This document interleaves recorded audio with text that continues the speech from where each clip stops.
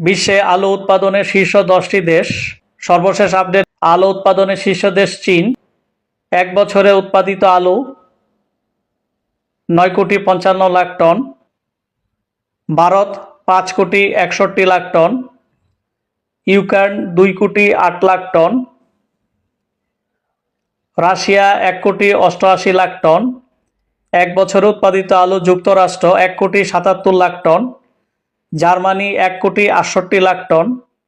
Bangladesh 1,01,00,000 ton.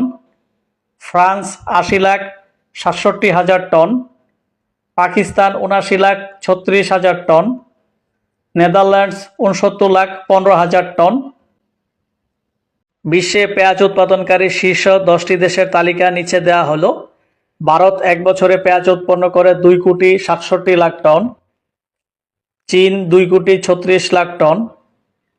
যুক্তরাষ্ট্র 38,21,000 ton.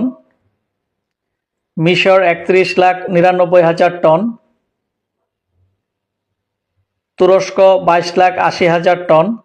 Pakistan এক বছরে পেঁয়াজ উৎপন্ন করে 21,22,000 টন।